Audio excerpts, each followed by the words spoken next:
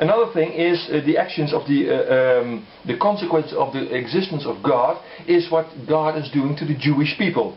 And here you got an organization who's getting the Jews to Israel. Yeah.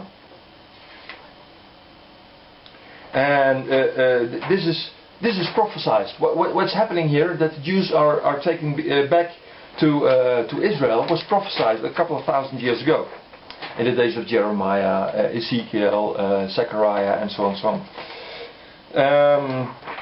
And the Jews are going back on Aliyah. They're going back to Israel. A lot of people, yeah. So as was prophesied, as God said in His Word. So that is a consequence of the existence of God. Yeah. So things are happening in Israel. Yeah. And God is protecting His Jewish people in Israel. The Jews are attacked, but God is protecting them. Yes. So that is a consequence of the existence of God. If God was not really there, Israel would have been wiped out long ago. Yeah. Maybe even the day after the 14th of May 1948, because there was an overwhelming army against Israel, attacking Israel, and there were only a few soldiers who were able to defend Israel. So if God really was not there, Israel, the present day country of Israel, would not exist as it is now. So that is a consequence of God's existence, because God is keeping His promises. And God said, I will bring back the Jewish people into Israel. And yes, I know that they're going to be attacked. That's also prophesied in the Bible, and it's happening.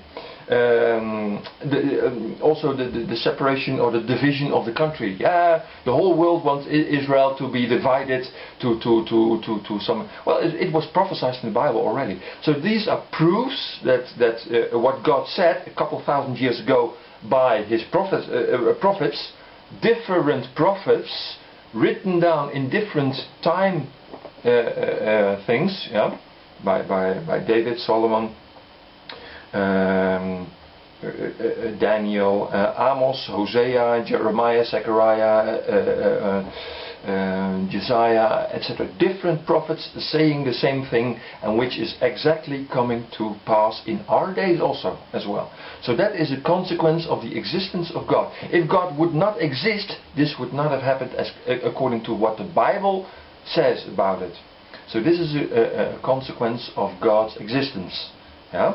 But you have to study this out. I mean, don't go read it and then jump to conclusions.